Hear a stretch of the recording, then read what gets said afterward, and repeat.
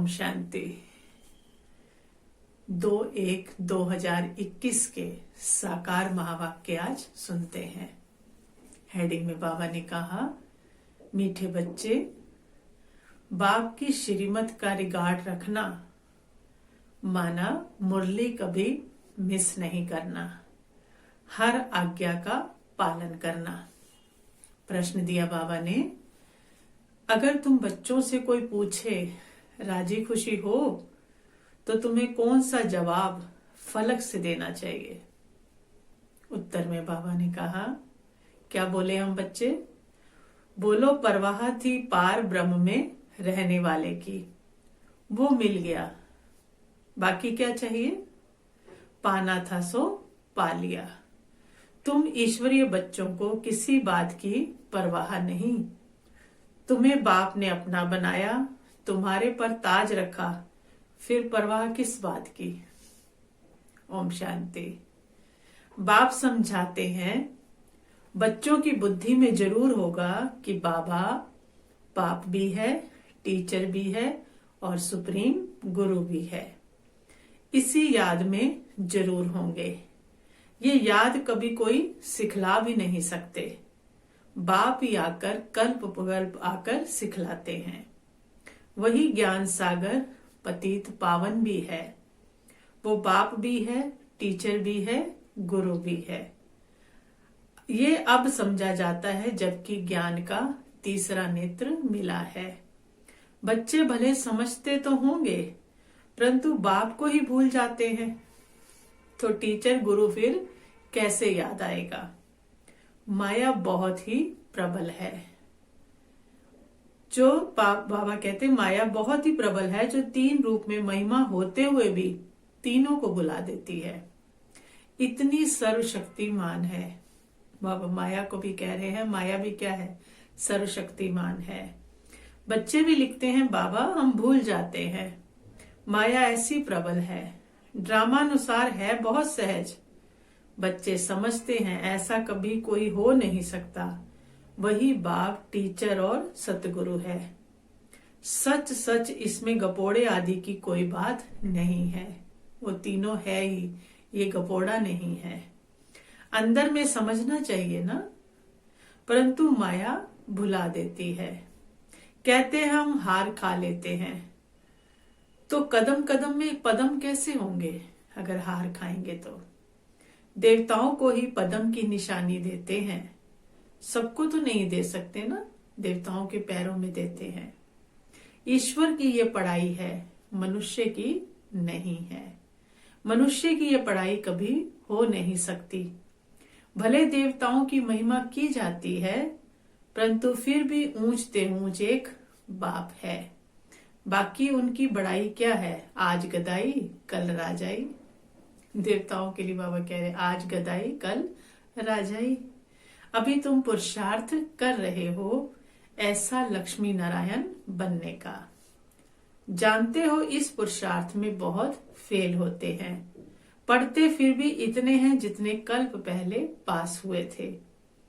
वास्तव में ज्ञान है भी बहुत सहज, परंतु माया भुला देती है। बाप कहते हैं अपना चार्ट लिखो, परंतु लिख नहीं पाते हैं। कहाँ तक बैठ लिखें? अगर लिखते भी हैं तो जांच करते हैं 2 घंटा याद में रहे।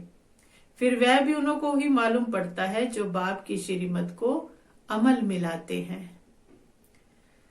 बाप तो समझेंगे इन बेचारों को लज्जा आती होगी, क्यों नहीं लिख पाते चार्ट? बाबा कहते हैं क्योंकि बाबा फिर बेचारा कहते हैं कि इनको लज्जा आती होगी कि क्या लिखे। नहीं तो श्रीमत अमल में लानी चाहिए।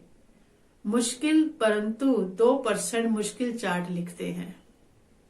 बच्चों को श्रीमत का इतना रिगार्ड नहीं है। बाबा बच्चों से कह रहे कि बच्चों को इतना रिगार्ड नहीं है। मुरली मिलते हुए भी पढ़ते नहीं है।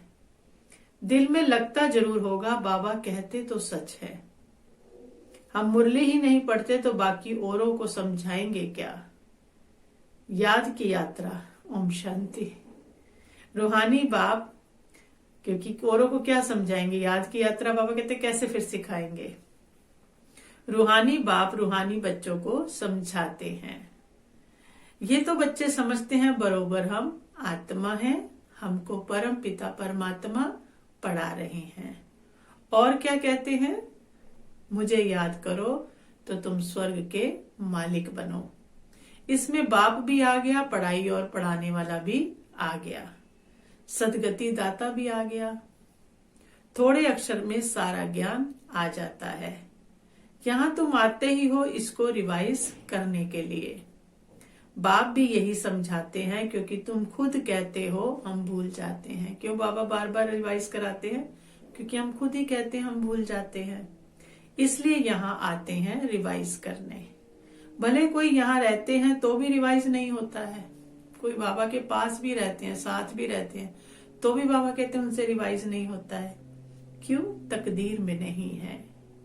तदबीर तो बाप कराते ही हैं। तदबीर कराने वाला एक बाप ही है, इसमें कोई के पास खातरी भी नहीं हो सकती। करवाने वाला वो एक ही है बस। ना स्पेशल पढ़ाई है, उस पढ़ाई में स्पेशल पढ़ने लिए टीचर को बुलाते हैं। यहाँ तो सबको बाबा एक जैसा पढ़ाते हैं। ये तो तकदीर बनाने के लिए सबको पढ़ाते हैं, हर बच्चे को। एक एक को अलग कहाँ तक पढ़ाएंगे? बाबा किसी को अलग अलग पढ़ाएगा? सबको एक जैसा पढ़ाते हैं। एक एक को अलग कहाँ तक पढ़ाएंगे? कितने ढेर बच्चे हैं। उस पढ़ाई में कोई बड़े आदमी के बच्चे होते हैं तो उनको स्पेशल पढ़ाते हैं। टीचर जानते हैं कि ये डल है, इसलिए उनको स्कॉलरशिप लायक बनाते हैं। ये बाप ऐसा नहीं करते हैं। ये तो एक रस सबको पढ़ाते हैं। वो हुआ टीचर का एक्स्ट्रा पुरुषार्थ कराना। ये तो एक्स्ट्रा पुरुषार्थ किसी को अलग से कराते नहीं है। बाबा सबके साथ एक रस व्यवहार करते हैं। एक्स्ट्रा पुरुषार्थ माना ही मास्टर कुछ कृपा करते हैं। ऐसे तो भले पैसे लेते हैं, जो वो टीचर करते हैं वो कृपा नहीं, वो तो ऐसे भले पैसे लेते हैं। खास टाइम देकर पढ़ाते हैं, जिससे वो जातसी पढ़कर होशियार होते हैं।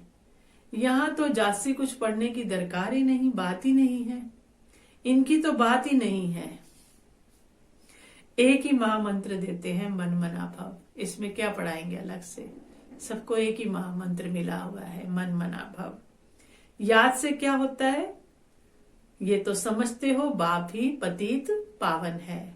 जानते हो उनको याद करने से हम पावन बनेंगे।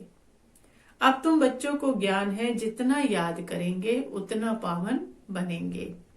कम याद करेंगे तो कम पावन बनेंगे।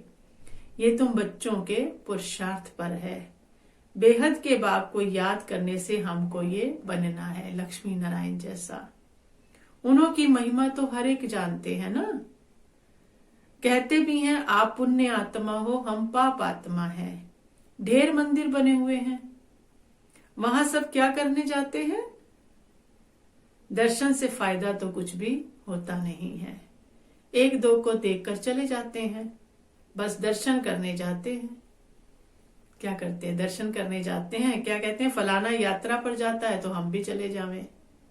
इससे क्या होगा? दर्शन करने से अपने अंदर तो किसी को गुण नहीं आते ना, बस दर्शन करके आ जाते हैं।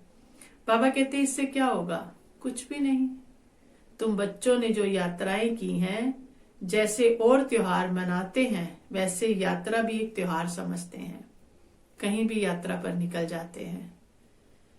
अभी तुम याद की यात्रा भी एक त्योहार समझते हो। तुम याद की यात्रा में रहते हो। अक्षर भी एक है, मन मना भव, अर्थात मन को मुझ में लगाओ। ये तुम्हारी यात्रा अनादि है। परम धाम जाना है, आना है, तो ये यात्रा क्या है? अनादि है। वो भी कहते हैं ये वह यात्रा हम अनादि करते आए हैं, परंतु तुम अभी ज्ञान सहित कहते हो हम कल्प कल्प ये यात्रा करते हैं। बाप ही आकर ये यात्रा हमें सिखलाते हैं। वो चारों धाम जन्म बाई जन्म यात्रा करते हैं। ये तो बेहद का बाप कहते हैं मुझे याद करो तो तुम पावन बन जाएंगे। ऐसे तो और कोई कभी नहीं कहते कि यात्रा से तुम पावन बन जाएंगे, क्योंकि सब जिस्मानी है, रूहानी यात्रा किसी की नहीं। मनुष्य यात्रा पर जाते हैं तो वो उस समय पावन रहते हैं। आजकल तो वहां भी गंद लगा पड़ा है, पावन नहीं रहते, तीर्थ स्थानों पर भी पावन नहीं रहते। इस रूहानी यात्रा का तो किसी को भी पता नहीं है। तुमको अभी बाप ने बताया है, ये याद की यात्रा है सच्ची। वो यात्रा का चक्कर लगाने जाते हैं, फिर वैसे का वैसा बन जाते हैं। चक्कर लगाते रहते हैं, जैसे वास्को डी गामा ने सृष्टि का चक्कर लगाया, ये भी चक्कर लगाते हैं ना। गीत भी है एक, चारों तरफ लगाए फेरे, फिर भी हर पल दूर रहे। भक्ति मार्ग में तो कोई मिला नहीं सकते किसी को, भगवान कोई को मिला ही नहीं, भगवान से दूर ही रहे। फेरे लगाकर फिर भी घर में आकर 5 विकारों में फंसते हैं। वो सब यात्राएं हैं झूठी। अभी तुम बच्चे जानते हो ये है पुरुषोत्तम संगम युग, जबकि बाप आए हैं। एक दिन सब जान जाएंगे कि बाप आया हुआ है। भगवान आखिर मिलेगा, लेकिन कैसे, ये तो कोई भी जानते नहीं है।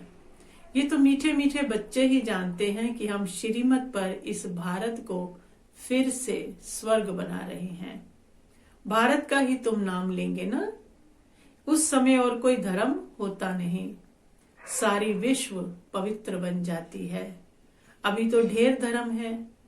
बाप आकर तुमको सारे झाड़ की नॉलेज सुनाते हैं, तुमको स्मृति दिलाते हैं। तुम सो देवता थे, फिर सो क्षत्रिय, फिर सो वैश्य, फिर सो शूद्र बने, अभी तुम सो ब्राह्मण बने हो। ये हमसो का अर्थ बाप कितना सहज समझाते हैं। ओम अर्थात मैं आत्मा, फिर हम आत्मा, ऐसे चक्कर लगाती हैं। वो तो कह देते हम आत्मा सो परमात्मा है, परमात्मा सो हम आत्मा है। एक भी नहीं जिसको हमसो का यथार्थ अर्थ मालूम हो। तो बाप कहते हैं ये जो मंत्र है ये हरदम याद रखना चाहिए। चक्र बुद्धि में नहीं होगा तो चक्रवर्ती राजा कैसे बनेंगे। अभी हम आत्मा ब्राह्मण हैं, फिर हम सो देवता बनेंगे। ये तुम कोई से भी जाकर पूछो, कोई नहीं बताएगा। वो तो 84 का अर्थ भी नहीं समझते। भारत का उत्थान और पतन गाया हुआ है। ये ठीक है, सतो प्रधान, सतो रजो तमो, सूर्यवंशी, चंद्रवंशी, वैश्यवंशी। अभी तुम बच्चों को सब मालूम पड़ गया है, हर बात पता है। बीज रूप बाप को ही ज्ञान का सागर कहा जाता है। वह इस चक्कर में नहीं आते। ऐसे नहीं हम जीव आत्मा सो परमात्मा बन जाते हैं, ऐसा नहीं होता है। नहीं, बाप आप समान नॉलेजफुल बनाते हैं। परमात्मा नहीं बन जाते हम, बाप नहीं बन जाते। बाबा आप समान नॉलेजफुल बनाते हैं। आप समान गॉड नहीं बनाते हैं। इन बातों को बहुत अच्छी रीति समझना है, तब बुद्धि में चक्र चल सकता है, जिसका नाम स्वदर्शन चक्र रखा गया है। तुम बुद्धि से समझ सकते हो हम कैसे इस 84 के चक्र में आते हैं। इसमें सब आ जाता है, समय भी आता है, वर्ण भी आ जाते हैं, वंशावली भी आ जाती है। अब तुम बच्चों की बुद्धि में ये सारा ज्ञान होना चाहिए। नॉलेज से ही ऊंच पद मिलता है। नॉलेज होगी तो औरों को भी देंगे। यहाँ तुमसे कोई पेपर आदि नहीं भराए जाते हैं, कोई आए तो पेपर भरवाए जाए। उन स्कूलों में जब इम्तिहान होते हैं तो पेपर विलायत से आते हैं। जो विलायत में पढ़ते होंगे उन्हों की तो वहां की रिजल्ट निकालते होंगे। उसमें भी कोई बड़ा एजुकेशन अथॉरिटी होगा जो जांच करते होंगे पेपर्स की। बाबा सब बता रहे हैं क्या करते होंगे। तुम्हारे पेपर्स की जांच कौन करेगा? उनकी तो ऊपर करते हैं अथॉरिटी वाले, तुम्हारे कौन करेगा? तुम खुद ही करेंगे। कितने अच्छे पेपर है ना, हम खुद ही उसकी जांच करेंगे। खुद को जो चाहो सो बनाओ। जांच सही है कि गलत हमें पता है, तो अपने आप जांचो और जो चाहो सो बनाओ। पुरुषार्थ से जो चाहे सो पद बाप से ले लो। प्रदर्शनी आदि में बच्चे पूछते हैं ना क्या बनेंगे? देवता बनेंगे, बैरिस्टर बनेंगे, क्या बनेंगे? जितना बाप को याद करेंगे, सर्विस करेंगे, उतना फल मिलेगा। जो अच्छी रीति बाप को याद करते हैं वो समझते हैं हमको सर्विस भी करनी है, प्रजा बनानी है। ये राजधानी स्थापन हो रही है तो उसमें सब चाहिए। वहां वजीर होते नहीं, वजीर की दरकार उनको नहीं रहती। जिसको वजीर की दरकार उनको रहती है जिसको अकल कम होता है तो वहां तो सबकी अकल, सब समझदार हैं। तुमको वहां राय की दरकार नहीं रहती है। बाबा के पास राय लेने आते हैं, स्थूल बातों की राय लेते हैं। पैसे का क्या करें, धंधा कैसे करें। बाबा कहते हैं ये दुनियावी बातें बाप के पास नहीं लेकर आओ। हाँ, कहाँ दिल शिकस्त बन जाए तो कुछ ना कुछ आथक देकर बता देते हैं। कोई बहुत ही डाउन जा रहा हो तो उसको बाबा बता देते हैं ये कोई मेरा धंधा नहीं है दुनियावी बातें बताना, मेरा तो ईश्वरी धंधा है तुमको रास्ता बताने का। तुम विश्व का मालिक कैसे बनो। तुमको मिली है श्रीमत, बाकी सब है आसुरी मत। सतयुग में कहेंगे श्रीमत, कलयुग में है आसुरी मत। वो है ही सुखधाम।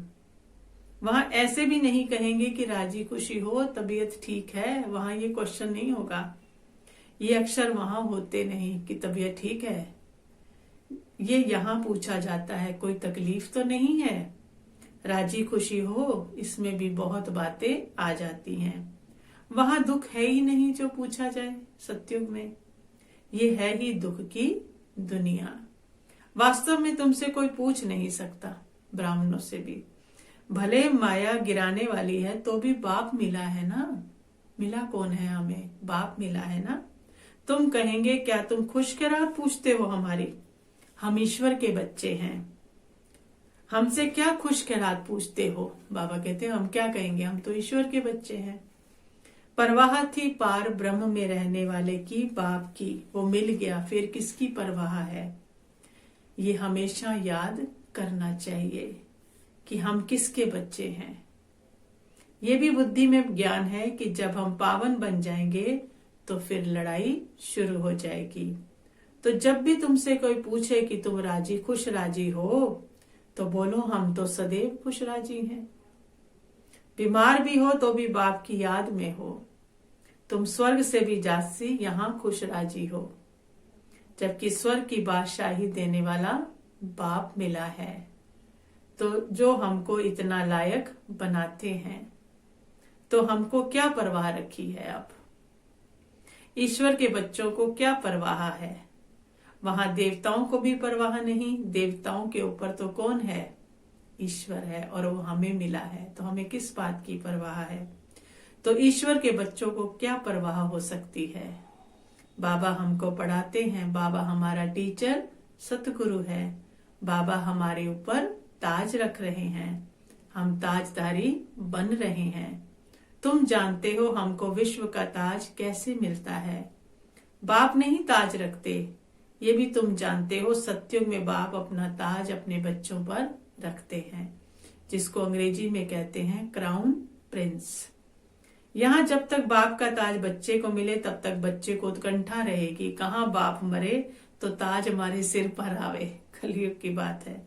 आश हो गई प्रिंस से महाराजा बनूं, वहां तो ऐसी बात होती नहीं। सतयुग में ऐसा नहीं होता है। अपने समय पर कायदे अनुसार बाप बच्चों को ताज देकर फिर किनारा कर लेते हैं। वहां वानप्रस्थ की चर्चा होती नहीं। ऐसे नहीं कहेंगे हम बूढ़े हो रहे हैं इसलिए दे देंगे। नियम अनुसार मर्यादा अनुसार अपने आप दे दिया जाता है। बच्चों को महल आदि बनाकर देते हैं, आशाएं सब पूरी हो जाती हैं। तुम समझ सकते हो सतयुग में सुख ही सुख है।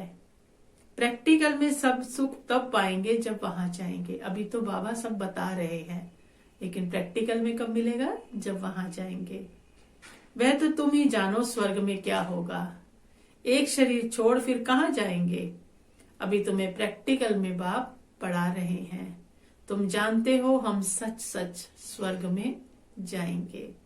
वो तो कह देते हम स्वर्ग में जाते हैं, पता ही नहीं स्वर्ग किसको कहा जाता है। कहते हैं यहाँ भी स्वर्ग गया, पर ये नहीं पता स्वर्ग कहा किसको जाता है। जन्म जन्मांतर या ज्ञान की बातें सुनते आए हैं, अभी बाप तुमको सत्य बातें सुनाते हैं। अच्छा, धारणा के लिए मुख्य सार है सदा राजी खुशी रहने के लिए बाप की याद में रहना है। पढ़ाई से अपने ऊपर राजाई का ताज रखना है। श्रीमत पर भारत को स्वर्ग बनाने की सेवा करनी है, सदा श्रीमत का रिगार्ड रखना है। वरदान दिया बाबा ने, कनेक्शन और रिलेशन द्वारा मनसा शक्ति के प्रत्यक्ष प्रमाण देखने वाले सूक्ष्म सेवाधारी भव।